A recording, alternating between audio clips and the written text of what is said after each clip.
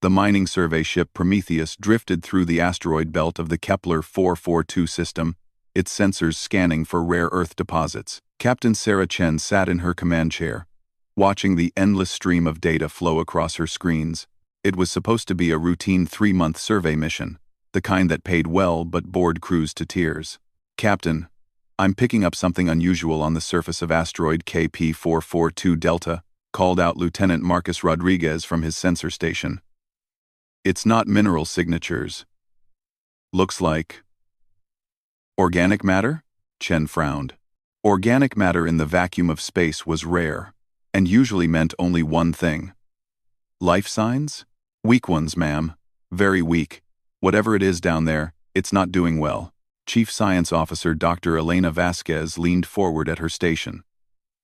"Captain, regulations state we should report any discovery of alien life to Colonial Command and maintain a safe distance until—" "I know the regulations, Doctor," Chen interrupted.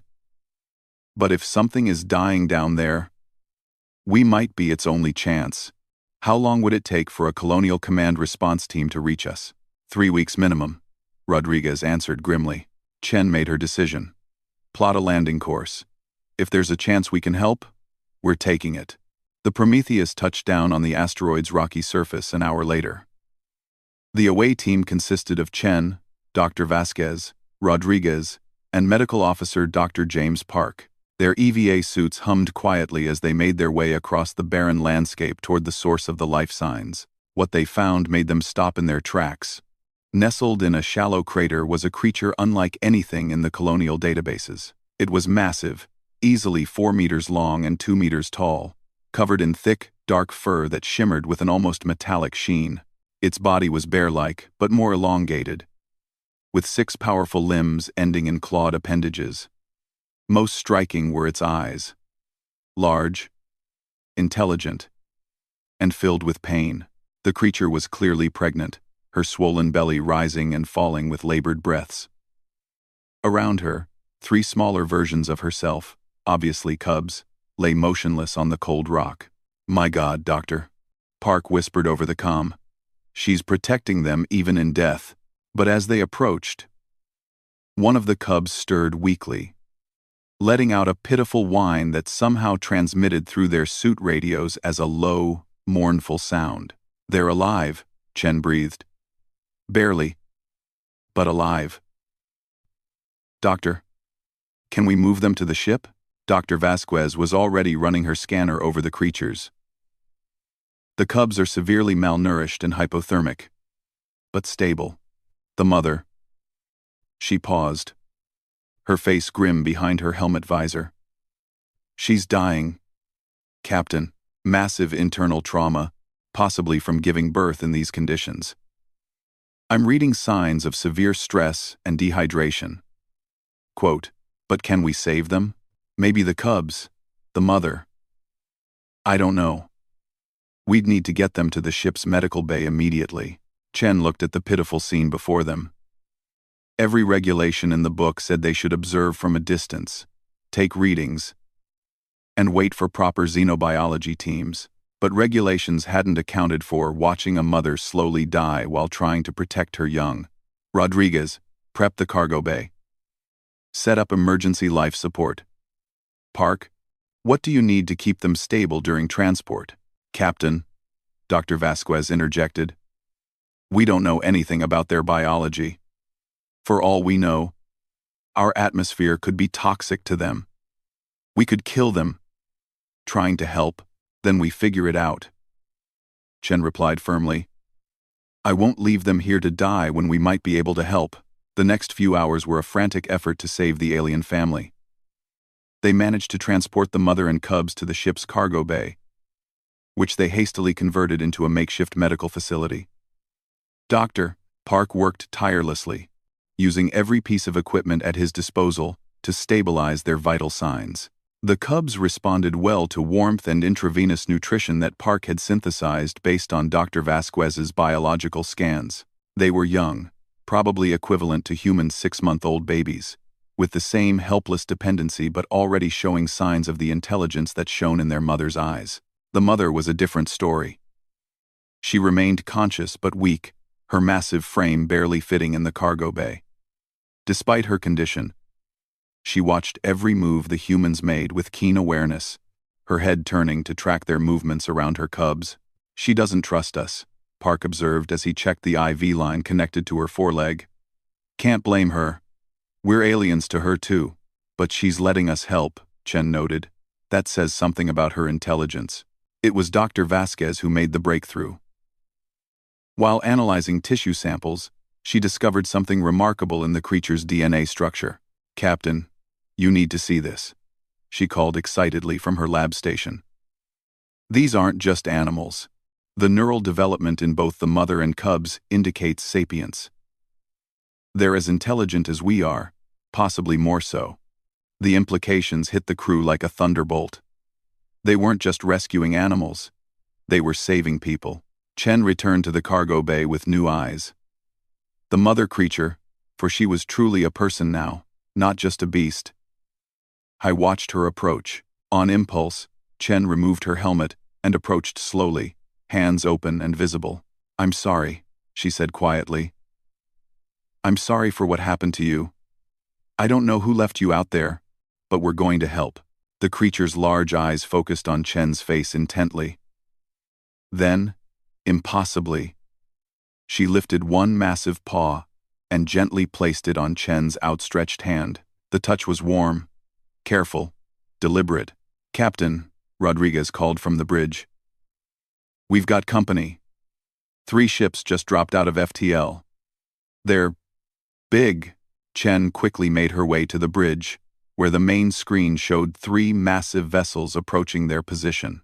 They were unlike any human design, organic curves mixed with crystalline structures that seemed to pulse with their own light. "They're hailing us," Rodriguez reported. On screen, the alien that appeared was humanoid but tall and slender, with pale blue skin and large black eyes. When it spoke, its voice was melodious but cold. "Human vessel, you are in violation of Corvani space. You have taken property that belongs to us. Return it immediately." Chen felt her blood run cold. Property. They were talking about the mother and her cubs as property. "I'm Captain Sarah Chen of the Earth Colonial Survey ship Prometheus. We're on a peaceful mission and have rescued survivors from what appeared to be an abandoned site. Those creatures are Corvani property," the alien continued, its tone becoming sharper. "The breeding female was deemed defective and was disposed of according to our laws. Her offspring are contaminated by association. Return them for proper disposal." The words hit Chen like physical blows. Disposed of. Defective. These people had deliberately abandoned a pregnant mother and her children to die in space. "They're not property," Chen said, her voice tight with controlled anger. "They're intelligent beings. We don't return people to those who would harm them." The alien's expression didn't change. "Your human concepts of morality are irrelevant.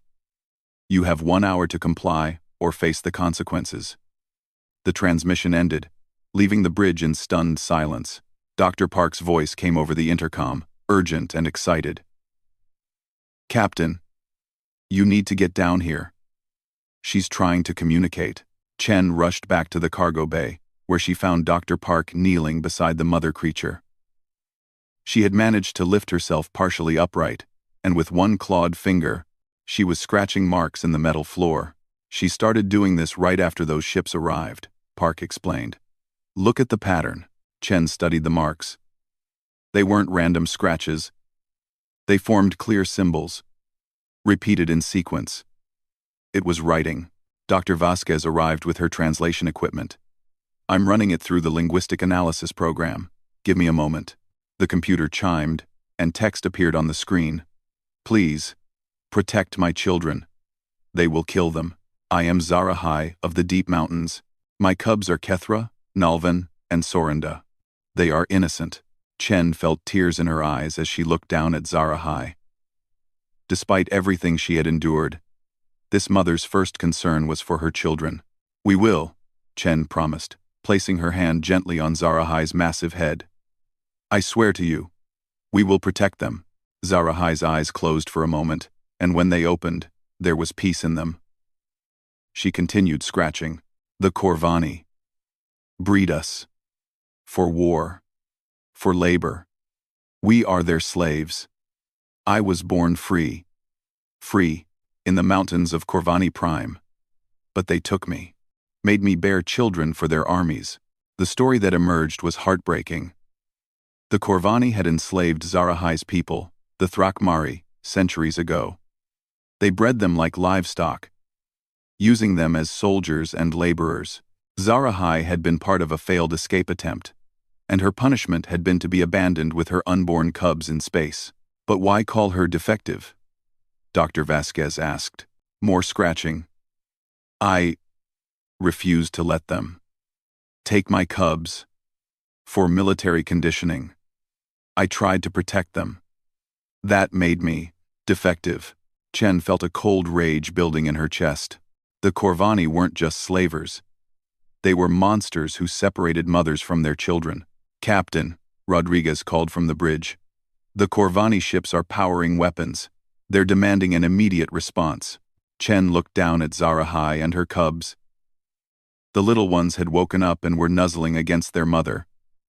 Finally warm and fed, she thought about the Corvani's casual dismissal of their lives, their cold determination to kill these innocent children. Rodriguez, charge our defensive systems. Dr. Vasquez, get on the comm to Colonial Command. Emergency priority. Tell them we have a first contact situation that's about to go very badly. Captain, Park said quietly, we're one small survey ship against 3 warships. This could be suicide. Chen looked around at her crew, seeing her own determination reflected in their faces. Maybe. But I won't hand over innocents to be slaughtered. Not today. Not ever. Zarahai's weak voice somehow reached them through the translator. You risk much. For us. Why? Chen met her eyes steadily. Because it's the right thing to do. Because no one deserves to be abandoned. And because no mother should have to watch her children be taken from her. Zarahai's eyes filled with what could only be tears. She reached out and touched Chen's face with infinite gentleness. You have good hearts. Humans, she whispered. My people will remember. The ship shuddered as warning shots from the Corvani vessels struck nearby asteroids. Through the cargo bay viewport, Chen could see the alien warships positioning themselves for attack. The battle for the lives of Zarahai and her cubs was about to begin, and humanity was about to show the galaxy what they were truly made of. The first Corvani plasma blast lit up the asteroid field like a green star. Captain Chen gripped her command chair as the Prometheus shook under the shockwave, alarms blaring throughout the ship. Evasive maneuvers, she ordered. Keep us between them and the asteroid surface. Lieutenant Rodriguez's hands flew over his controls, using the ship's mining thrusters to dart between floating rocks. They're trying to get a clean shot at our cargo bay, Captain. They know exactly where Zarahai and the cubs are. Doctor. Vasquez's voice crackled over the comm from her station. Colonial Command is responding. But the nearest fleet is 6 hours out. Admiral Morrison says to avoid engagement and preserve civilian lives. Chen almost laughed bitterly. Civilian lives. If only Morrison understood that was exactly what she was doing. Another plasma burst turned a nearby asteroid into molten slag. The Corvani ships were massive, their crystalline weapons arrays pulsing with deadly energy. The Prometheus was a survey vessel, not a warship. Its only weapons were mining charges and industrial lasers. Dr. Park, Chen called over the intercom. How is our patient? Zarahai is conscious and aware of what's happening. She's trying to protect her cubs, but she's too weak to move much. Captain, the stress is killing her. Her heart can't take much more. Chen closed her eyes for a moment, then made a decision that went against every tactical manual in existence. Rodriguez, open a channel. All frequencies. Captain, what are you? Just do it. The comm crackled to life, and Chen began speaking, knowing that every ship in the system would hear her words. This is Captain Sarah Chen of the Earth Colonial Survey ship Prometheus, to all vessels in this system. We have aboard our ship a mother and 3 children, who were abandoned to die in the vacuum of space. They are intelligent beings, capable of thought, emotion, and communication. We will not surrender them to those who would harm them. If you want them, you'll have to go through us. The Corvani response was immediate. The lead ship's commander appeared on screen again, his pale features twisted with anger. You dare defy the Corvani Empire? Your pathetic vessel will be vaporized, and we will recover our property from the wreckage. Then you'll have to vaporize us first. Chen replied calmly. And when you do, the entire galaxy will know what kind of people you really are. Rodriguez, are you recording this? Every word, Captain. Broadcasting on all channels.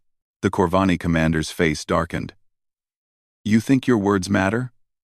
No one will risk war with the Empire for a handful of humans and some defective breeding stock.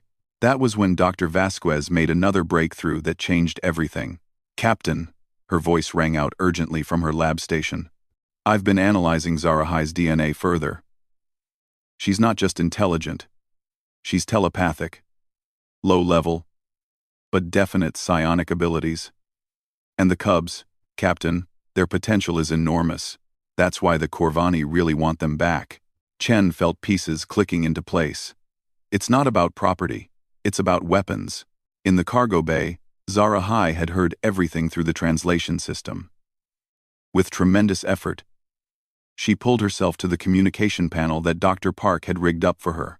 Captain Chen, her translated voice came through the speakers. There is something you must know. My cubs, they are special. Among my people, only 1 in 1,000 is born with the deep connection. All 3 of my children carry this gift. What kind of gift? Chen asked. They can touch minds, across the stars.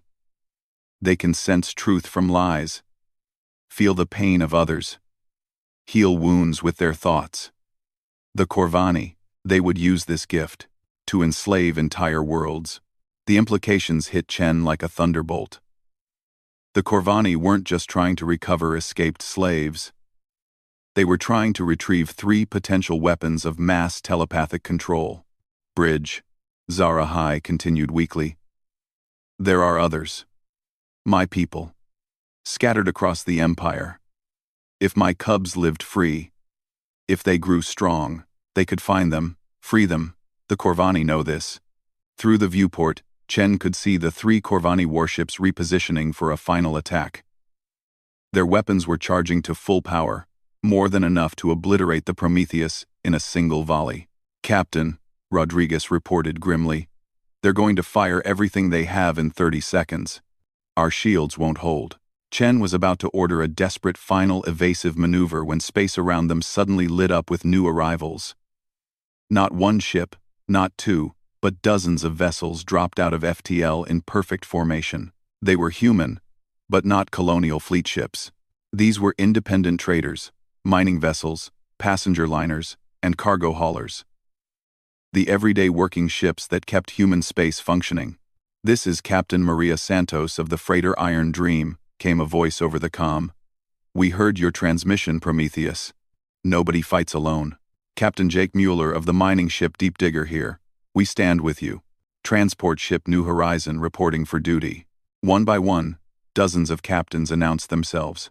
Within minutes, the Prometheus was surrounded by a ragtag fleet of civilian vessels, all broadcasting the same message. They would not allow innocent lives to be sacrificed. The Corvani commander's face appeared on screen again, his composure finally cracking.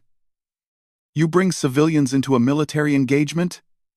This is madness. Captain Santos's voice cut through the channel.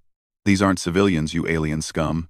These are humans, and humans don't abandon their own. The creatures are not human, the Corvani snarled.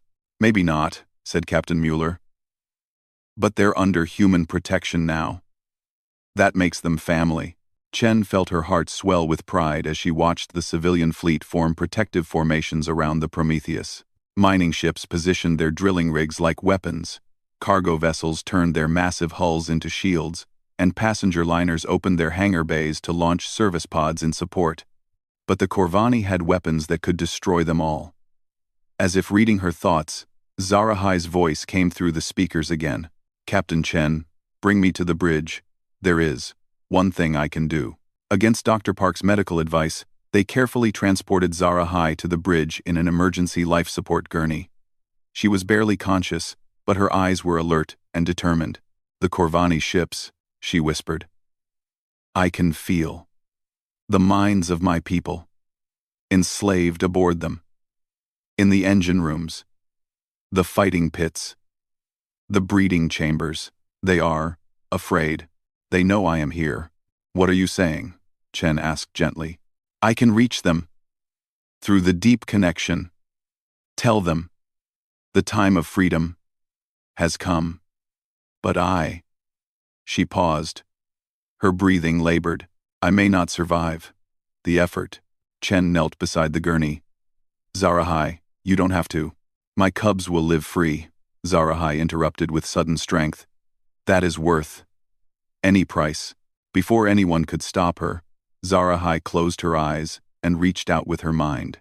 The effect was immediate and stunning. On the Corvani ships, enslaved Thrakmari throughout the vessels suddenly lifted their massive heads, their eyes blazing with newfound hope and fury. In engine rooms, they turned on their overseers. In fighting pits, they broke free from their restraints. In breeding chambers, mothers gathered their young and rose up against their captors. The largest Corvani warship shuddered as explosions rocked its hull. Its weapons arrays went dark as enslaved engineers sabotaged the power systems. The second ship began listing to port as its propulsion failed. "Impossible," the Corvani commander screamed. "The breeding stock is dormant. The mental dampeners. Your dampeners don't work on the deep connection," Zarahai whispered, her voice fading but triumphant. "They never could. We just waited for someone to show us what freedom looked like." The third Corvani ship, apparently still under control, fired a desperate volley at the Prometheus. But the civilian fleet was ready. The mining ship Deep Digger interposed itself, taking the blast on its heavily armored hull. The cargo hauler Steady Eddie fired its industrial lasers, not doing much damage but providing distraction. The passenger liner Star Dreams launched every service pod it had, creating a swarm of targets, too small and numerous to track. And through it all, Zarahai continued her psychic call to freedom, reaching every enslaved Thrakmari in the system and beyond. On her gurney, she was fading fast. Dr. Park worked frantically to stabilize her. But the effort of reaching so many minds across such distances was burning out her nervous system. "The cubs," she whispered urgently. "Chen, promise me." "I promise," Chen said, taking her massive paw in both hands. "They'll grow up free. They'll never know chains." Zarahai smiled, a peaceful expression that transformed her alien features into something universally maternal. "Tell them their mother loved them more than stars." The Corvani fleet was in chaos. 2 ships were completely disabled, their crews either dead or captured by the rebelling Thrakmari. The third ship was trying to escape, but the civilian fleet had surrounded it. Captain Santos hailed Chen. "Prometheus, we've got the survivors from the disabled ships requesting asylum. Looks like your friends started quite a revolution." Indeed, escape pods and shuttles were launching from the Corvani vessels.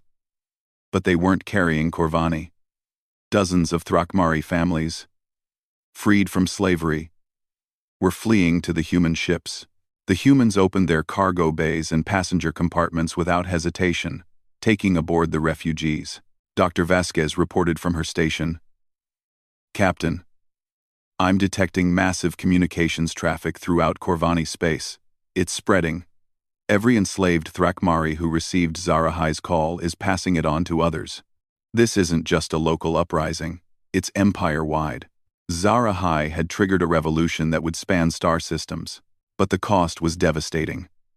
Despite Dr. Park's best efforts, Zarahai's life signs were failing. She had burned out her neural pathways in the effort to free her people, and there was nothing human medicine could do. "Captain," she whispered, her voice barely audible, "bring my children."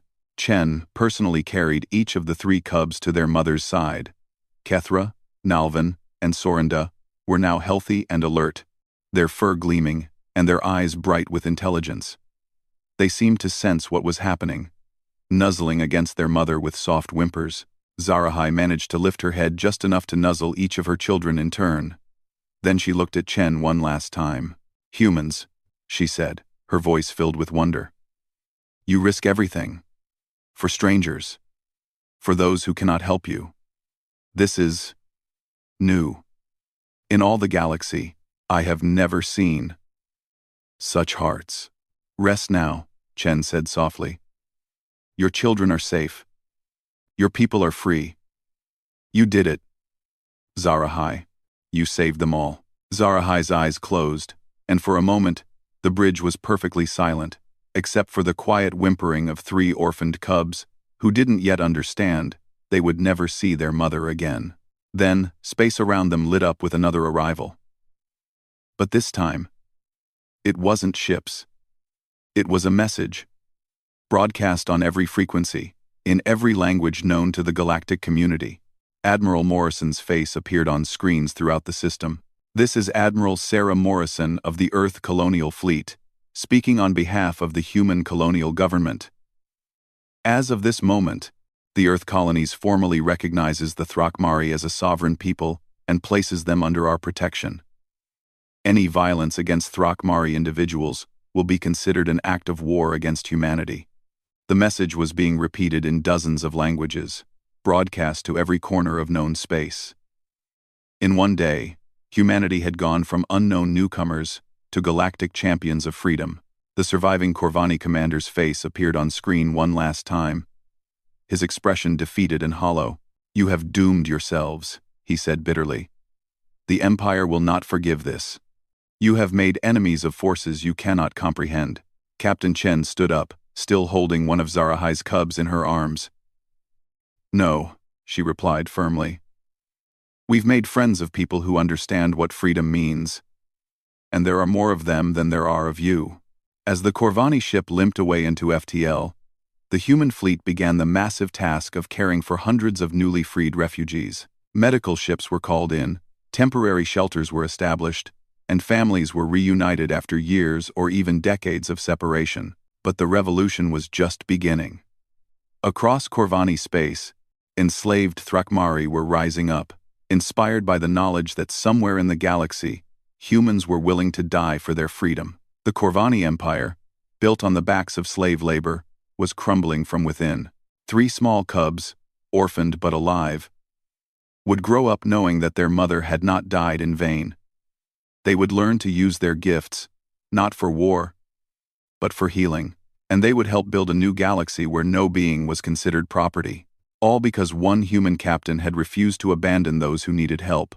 5 years later, Captain Sarah Chen stood on the observation deck of the new Prometheus, watching 3 young Thrakmari play in the ship's recreation area. Kethra, Nalvin, and Sorinda had grown from helpless cubs into intelligent, curious children, their telepathic abilities developing under careful guidance from human and Thrakmari teachers alike. The galaxy was a very different place than it had been that fateful day in the asteroid field.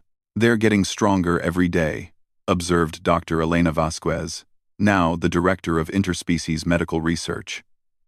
Yesterday, Nalvin helped a crew member overcome severe depression by sharing positive emotions through touch. Kethra has been teaching our linguists how to communicate through pure thought. And Sorinda is learning to heal, Chen finished. "She mended that broken bird last week just by holding it." The children noticed them watching and waved enthusiastically. Kethra, the eldest, bounded over with the easy grace all Thrakmari possessed. At 5 years old, he was already the size of a large human teenager, but his manner was pure child. "Mama Chen," he said in perfect English, a title he'd given her without any prompting. "Are we going to visit the new refuge world today?" Chen smiled and ruffled his thick fur. "Yes, we are." "Are you ready to meet more of your people?" All 3 cubs had been calling her Mama Chen since they could speak. It wasn't accurate. She wasn't their mother, but it felt right. She had become their guardian, their protector. their guide into a free life their birth mother had died to give them. "Will you tell us about our real mama again?" asked Nalven, the middle child. She was the most thoughtful of the three, often spending hours in quiet contemplation. Chen sat down on the deck as the three children gathered around her, just as she had done hundreds of times before. "Your mother was named Zara High of the Deep Mountains," she began. "She was the bravest person I've ever met. When evil people tried to hurt you, she gave her life to set you free. But more than that, she gave her life to free all your people. And now there are no more slaves?" asked Sorinda, the youngest. She was the most emotionally sensitive, often crying when others were sad and laughing with pure joy at simple pleasures. "No more slaves," Chen confirmed. "Your mother's sacrifice started a revolution that spread across the entire galaxy. The Corvani Empire fell within 2 years, and every Thrakmari world is now free." It was true. The revolution that Zarahai had sparked with her final telepathic call had grown beyond anything anyone could have imagined. World after world had risen up, inspired by the knowledge that somewhere, humans were fighting and dying alongside Thrakmari for their freedom. The Corvani military, dependent on enslaved labor, had collapsed when their workforce turned against them. But the changes went far beyond just the Thrakmari. "Captain," came a voice from the bridge. It was Commander Rodriguez, now her first officer. "We're receiving a priority message from Earth. The Galactic Council is ready to vote." Chen felt her stomach tighten. The Galactic Council was debating the human proposal, a radical restructuring of interstellar law that would grant fundamental rights to all sapient beings, regardless of species. It was humanity's attempt to ensure that what had happened to the Thrakmari could never happen again. "I'll be right there," she replied. To the children, she said, "Why don't you go play while I take care of some grown-up business?" As she walked to the bridge, Chen reflected on how much had changed. Humanity had gone from a minor colonial power to the moral center of the galaxy, but it hadn't been easy. The human Corvani War had lasted 3 brutal years, ending only when the last Corvani strongholds fell to combined human and free Thrakmari forces. The cost had been enormous. Hundreds of thousands of human lives lost, entire colonies destroyed, fleets reduced to scrap metal. But humanity had never wavered in their commitment to Thrakmari freedom, even when other species counseled negotiation and compromise. On the bridge, Admiral Morrison's aged face appeared on the main screen. She was now Secretary of Colonial Defense, having been promoted after her handling of the Corvani crisis. "Sarah," she said without preamble, "the vote is about to begin. 17 species are supporting our proposal. 12 are opposed, and 6 are undecided. We need all 6 undecided votes to pass this. The human proposal would establish the Galactic Bill of Rights, guaranteeing freedom from slavery, the right to self-determination, and protection from genocide for all sapient species. It would also create the Interstellar Court of Justice to enforce these rights." "What's the opposition saying?" Chen asked. "The usual. That it's too radical. That it interferes with traditional governance structures. That humans are imposing their values on the galaxy." Morrison paused. "The Zalari are saying it's economically impossible to implement. The Vorthan claim it violates species sovereignty. The Nixari think it will lead to chaos." Chen had heard all these arguments before. They were the same ones that had been used to justify slavery on Earth centuries ago. "Admiral, patch me through to the council chambers. Full broadcast."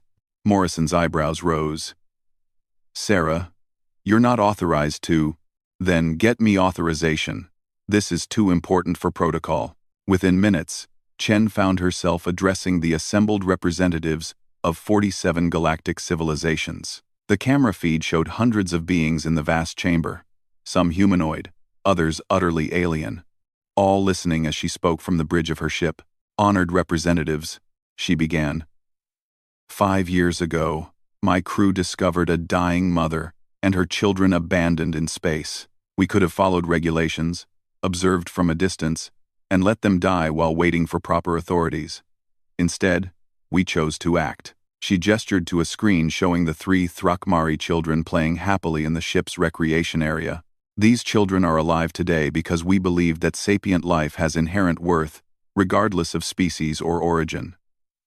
Their mother, Zarahai, gave her life not just to free her own people, but to free everyone in the galaxy who lived under the yoke of oppression. The chamber was silent, the universal translators carrying her words to every species present. I've heard the arguments against our proposal. Economic concerns, sovereignty issues, fear of change. But I want you to see something. The feed switched to show one of the new Thrakmari refuge worlds.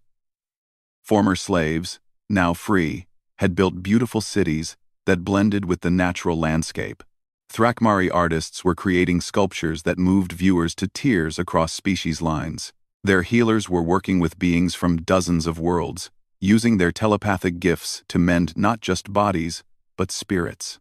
This is what freedom looks like, Chen continued. Not chaos, not economic collapse, but flourishing. The Thrakmari were enslaved for centuries, told they were property, treated as animals. Yet given the chance, they've become teachers, healers, artists, and scientists. They're contributing to galactic civilization in ways their oppressors never allowed. The feed switched again, showing human and Thrakmari children playing together in integrated schools, alien and human doctors working side by side in hospitals, mixed crews exploring the galaxy in ships, designed by multiple species working in harmony. We're not asking you to adopt human values, Chen said firmly. We're asking you to recognize the values that every sapient being shares. The desire to be free, to protect their children, to contribute to something greater than themselves. She paused, letting her words sink in. 5 years ago, the Corvani told us that their concepts of morality were irrelevant to human ideas about freedom. Today, I'm telling you that universal rights aren't human concepts, they're sapient concepts. They belong to every thinking being in the galaxy. In the background, she could see Kethra approaching the camera. The young Thrakmari looked directly into the lens, his large eyes bright with intelligence and hope. My mama tells me that my birth mother died so I could be free, he said in his clear, childish voice.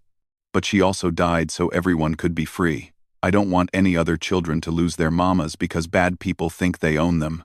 The simple words, spoken by a child who had never known slavery but understood freedom, seemed to resonate through the chamber like a physical force. Nalvin and Sorinda joined their brother, each speaking in turn. We use our gifts to help people now, Nalvin said. Please don't let anyone be mean to children anymore, Sorinda added, with the devastating honesty of a 5-year-old. Everyone should have a mama and be safe. The transmission ended, leaving the council chamber in stunned silence. 3 hours later, Admiral Morrison's face reappeared on screen, this time wearing a smile that seemed to light up the bridge.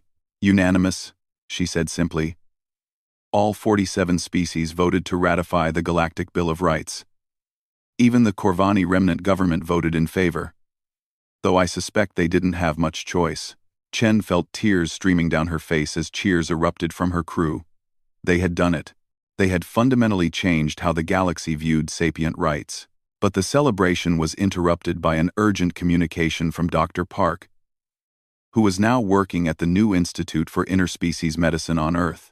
Captain. His image appeared on screen, his face grave.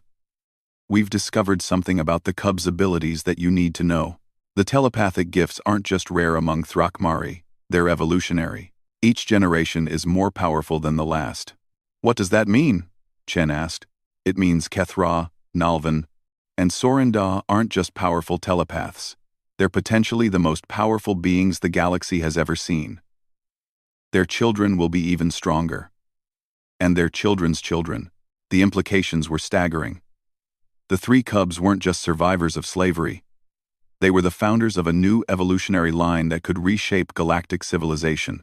Dr. Park, Chen said carefully. Are you saying they're dangerous? No, he replied firmly. I'm saying they're hope. Think about it. Beings who can literally feel the pain of others, who can share emotions and thoughts across species barriers, who can heal with touch and communicate without words. They're the next step in galactic evolution. Over the following months, Chen watched the cubs grow, not just physically, but in wisdom and power. Kethra began showing the ability to communicate with beings across star systems. Nalvin could sense deception and truth with perfect accuracy. Sorinda's healing abilities grew so powerful that beings came from across the galaxy seeking her help. But they remained children. Curious, playful, sometimes mischievous children who called her Mama Chen and asked for bedtime stories about their birth mother. One evening, as Chen tucked them into their beds aboard the ship, Sorinda asked the question that had been troubling her for months. Mama Chen, why do some people say we're scary? We don't hurt anyone. Chen sat down on the edge of the bed, choosing her words carefully. Some people are afraid of change, sweetheart. And you three represent a big change. But fear isn't always bad. It can help people be careful and respectful. Will people always be afraid of us? Nalvin asked. Some will, Chen admitted. But others will see what I see. 3 amazing children who want to help make the galaxy a better place. And as you grow up and show everyone what you can do with your gifts, more and more people will understand. Kethra, always the most thoughtful, asked the hardest question. If we're so powerful, how do we make sure we don't become like the Corvani? How do we make sure we don't hurt people? Chen smiled, proud of his wisdom. By remembering what your mother taught you, and what humans believe. That power should be used to protect, not to control. To lift others up, not to push them down. And by always remembering that every being in the galaxy has the right to be free. Even if they're different from us? Sorinda asked. Especially if they're different from us, Chen confirmed. As she left their room, Chen reflected on how much the galaxy had changed. The Galactic Bill of Rights was being implemented across thousands of worlds. Former slave species were building new societies. The art, science, and philosophy emerging from this collaboration was revolutionizing galactic civilization. And at the center of it all were 3 children who had lost their mother but gained a galaxy full of hope. Years later, when historians wrote about the Great Liberation and the founding of the Galactic Federation of Free Worlds, they would debate many things. They would argue about political strategies and military tactics, economic policies, and diplomatic solutions. But they would all agree on one thing. It had started with a simple choice made by a human captain who refused to abandon a dying mother and her children, who had looked at beings unlike herself and seen not aliens, not property, not problems, but people who deserved to live free. In choosing to save Zarahai and her cubs, humanity had saved itself and shown the galaxy what they were truly capable of. Not conquest, not domination, but compassion. Not exploitation, but elevation. Not fear, but hope. The 3 cubs grew into adults who would reshape the galaxy, using their gifts to heal ancient wounds and build bridges between species that had been enemies for millennia. They founded schools and hospitals, mediated conflicts and prevented wars, and raised their own children to understand that true strength came not from power over others, but from the courage to protect those who couldn't protect themselves. And every year, on the anniversary of their rescue, they would return to that asteroid field where their mother had died and their new life had begun. They would tell their children about Zarahai of the deep mountains, who had given everything for freedom, and about the humans who had shown the galaxy what it truly meant to be sapient beings. The galaxy was free. The children were safe. And somewhere among the stars, Zarahai's spirit watched her cubs grow into the future she had died to give them. A future where no being was property, no child was born into slavery, and every sapient creature had the right to reach for the stars. Humanity had kept their promise. And in doing so, they had become what the galaxy needed most. Not conquerors, but liberators. Not overlords, but guardians. Not rulers, but friends. The greatest honor in the galaxy became a simple phrase spoken by freed beings across 1,000 worlds. They have human hearts. It meant courage in the face of overwhelming odds, compassion for those who were different, and the willingness to risk everything for those who couldn't risk anything for themselves. Captain Sarah Chen, now Admiral Chen and director of the Galactic Freedom Initiative, kept a photo on her desk of 3 small cubs, sleeping peacefully in a ship's cargo bay. It reminded her daily that the greatest victories weren't won with weapons or words, but with simple acts of decency, in moments when no one was watching except the universe itself. And the universe, as it turned out, was always watching.